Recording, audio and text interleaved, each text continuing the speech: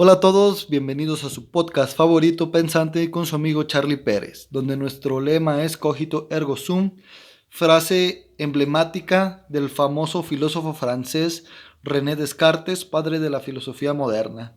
El día de hoy, aparte del tema muy interesante que les traigo una noticia.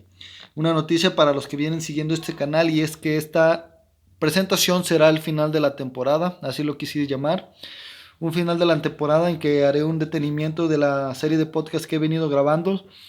Esto para más que nada seguir preparándome. Ahorita sigo leyendo mucha filosofía principalmente. Inicié un autor nuevo que es Nietzsche. De ahí espero seguir con otros autores. Estoy por comenzar La República de Platón. Y varios temitas así, varios libros que me gustaría prepararme un poquito antes de seguir compartiendo podcast con ustedes. Igualmente que sigo preparándome en el sector legal, en el sector jurídico, en el sector político también tiene un poco de relación con el filosófico y con el jurídico. Y sí quiero seguir consumiendo un poco más de contenido, leyendo, preparándome para ofrecerles una mejor propuesta de lo que me he venido manejando en cuanto también a edición, darles una edición un poquito más llamativa, y un contenido un poquito más depurado, y darles lo mejor que se pueda para hacer ahora sí profesionalizar esto que comenzó como un acto simplemente de catarsis, digo una catarsis retórica argumentativa para mí. Retórica porque simplemente trato de dar mi punto de vista al espectador, a la persona que me está siguiendo. Catarsis por efecto de que esto es para mí mismo, en cierto sentido.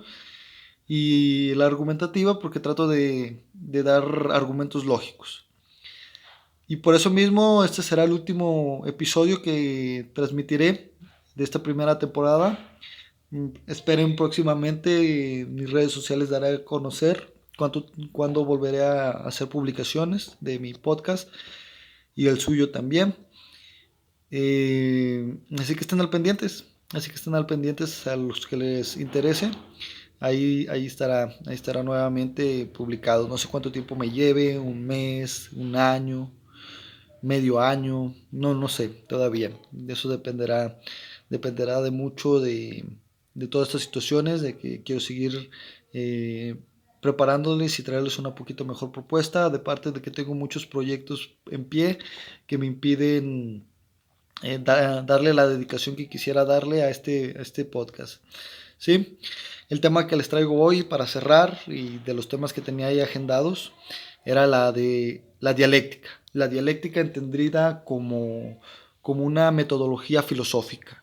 Como una metodología filosófica que es una propuesta para entender una parte del todo, digámoslo así. Decir que el todo suenaría algo petulante, así que lo manejaré humildemente así como una parte del todo.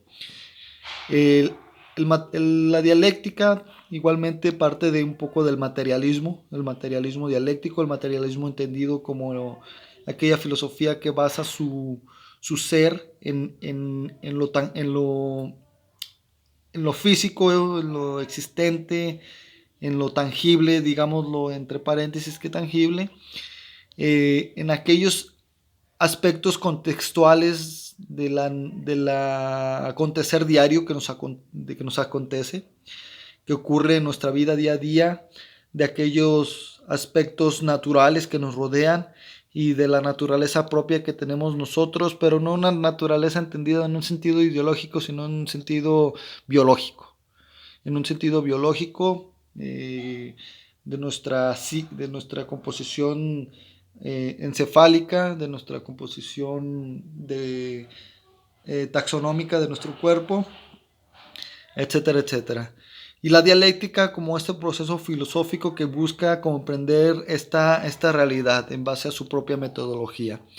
La dialéctica se basa en 4 leyes, son sus 4 principales leyes. Estas las tomo de un libro que leí, que es Cursos de Filosofía de George Pulitzer. Se los recomiendo si les interesa este tema. Bueno, estas 4 leyes son la ley del cambio, la ley de la acción recíproca, la ley de la contradicción y la ley de la transformación de la cantidad en calidad. Estas 4 leyes son las que generalmente constituyen la dialéctica. La dialéctica como este proceso de comprender el mundo, de entender el mundo y de cómo está constituido el mundo, se podría decir. El primero es el cambio. Ya desde Heráclito se manifiesta esta ley del cambio, en que todo está en constante transformación, en constante cambio. Por ejemplo, Heráclito nos decía que nadie se puede bañar 2 veces en el mismo río, porque ni es el mismo río ni es la misma persona. Entonces, porque todo está en un continuo ir y devenir. El mismo río ya no es el mismo, la agua con la que se bañó una persona en ese río ya no puede ser la misma, ha transcurrido, ha recorrido, y por lo tanto todo está en cambio. Si vemos esto, es un principio incluso del mismo universo. El mismo universo está en cambio, en transformación. Hace 1.000 millones de años el mundo como lo conocemos era diferente, actualmente es muy diferente a lo que venía siendo. Y universalmente el universo está en expansión, ha cambiado infinitamente mucho. Igualmente me gusta pensar en este grado de universalidad para descubrir un poco lo insignificantes que somos. En pocas palabras, nosotros somos una nada en el todo, porque nuestra presencia ni siquiera merece una porción cuantificable. Seríamos una porción, un individuo sería una porción del punto 0,00000 y 1.000.000 de ceros, 1% tal vez, y ni siquiera eso, porque el planeta Tierra, el universo, somos un granito de arena en la inmensidad de la vastedad del universo. Y todo eso está en un proceso de cambio, de entender esta primera ley. La segunda ley de la dialéctica es la ley de la acción recíproca. Esto quiere decir que todo influye en todo. La forma en la que está dada el universo influye en la que se constituyeron las galaxias, influye la forma en que se constituyó nuestro sistema solar, influye la forma en que se constituyó la Tierra, y dentro de la misma Tierra, en aspectos ya, digámoslo, más tangibles, que podemos dar un poco más de constancia nosotros como habitantes de la Tierra, es este cambio que ha surgido en que, por ejemplo, la montaña es trozada por el río, la montaña es erosionada por el aire, es transformada continuamente, hay un cambio, el aire influye en la tierra en el agua, los animales tienen un ciclo de vida que se repite. Por ejemplo, el típico que nos dicen, el pasto crece, el conejo se come al pasto, al conejo se lo come un águila, la águila muere y se descompone en la tierra y es absorbida como nutrientes para que crezcan plantas, algo un poquito así. Todo influye, es como, no tanto en este aspecto cíclico, pero sí se podría dar. Y todo influye en todos. Todos somos una parte del todo, y de alguna manera en lo que hacemos influye en otra persona, y en esa persona puede influir en otros tipos de cosas. Imaginemos los papás de Hitler, la forma en que lo educaron, la sociedad en la que vivió, lo forjaron como ese individuo que posteriormente pues cometería un genocidio histórico y sería considerado la persona más nefasta sobre la faz de la tierra hasta ahora. Pero todo influyó la forma en que fue criado, influyó la sociedad en la que vivía. Hitler, aunque pudiera ser considerado una persona nefasta, es producto de su sociedad también, como tal. Entonces todo influye en todo. Eso es el efecto de la segunda ley de la dialéctica, la acción recíproca. La tercera ley es de la contradicción. Esta ley nos dice que existen 2 contradicciones. Por ejemplo, el bien y el mal, eso es una contradicción. El blanco y el negro podríamos decir que es una contradicción. Esta dualidad, existencia de las dualidades. Y a veces esta ley es una de las más mal entendidas. Y también es en la que se fundamenta uno de los principios dialécticos que fue interpretado, en este caso quisiera decir que de Hegel, que es la afirmación, de toda afirmación surge una negación, y esta negación es superada con la negación de la negación. Así, en pocas palabras, sería lo que comúnmente conoceríamos como tesis, antítesis y síntesis. Pero realmente es una afirmación, la negación y la negación de la negación.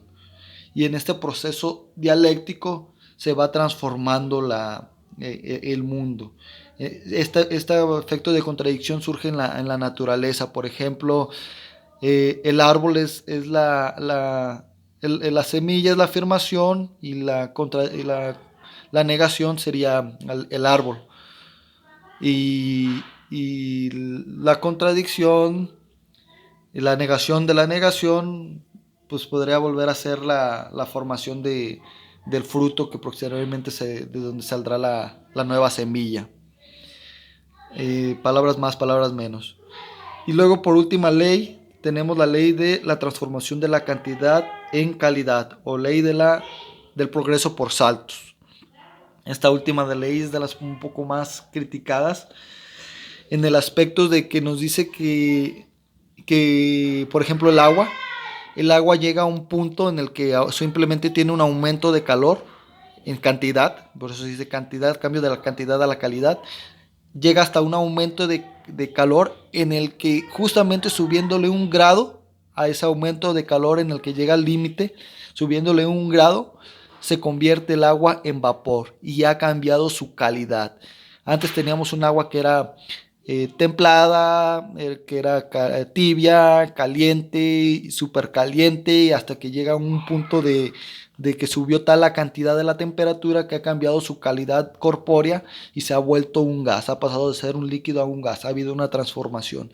Y en eso se basa la ley de transformación por cambio, por saltos, progreso por saltos. Y es una de las principales bases de por qué dicen que la lucha de clases de Marx nos dice que tiene que haber una revolución del proletario que obligue a haber un cambio en el sistema, ¿sí? Porque nos dice que los cambios en el capitalismo tienen que ser graduales, ese cambio gradual de aumento sistemático, de que en un momento va a llegar el capitalismo a su máxima, digamos, temperatura, y va a tener que cambiar de este grado cuantitativo, de la forma en que tenemos un capitalismo suave, un férreo, uno super férreo, super estricto, o el máximo punto hegemónico del capitalismo. Tiene que haber un cambio de un salto sustancial de la cantidad a una calidad. Y esto va a ser mediante la revolución del proletariado, según las teorías marxistas y según el materialismo dialéctico. Eso es en cuanto a lo que corresponde a la dialéctica. Es un video sumamente corto y es uno de los temas que no quería dejar sin tocar antes de irme. Igualmente agradezco a las personas que han seguido fielmente este canal. Realmente son pocos, pero no importa. Lo que importa es más que nada causar este cambio, buscar colocar un poquito de este contenido en la red. Igualmente lo hago, yo ya fundamenté en mi segundo video porque hacía lo que hacía en cuanto a las publicaciones que hacía. Los invito posteriormente a seguirme, a buscar un cambio, a buscar un entendimiento del mundo, y nada más es esta búsqueda. Realmente en este punto me considero más agnóstico, porque no sé si algún día llegamos a comprender lo complejo del universo, lo complejo del mundo. Yo seguiré tratando, seguiré preparándome. Espero posteriormente regresar y traerles contenido de calidad. Hasta la próxima vez que nos veamos, y les deseo lo mejor. Nos vemos.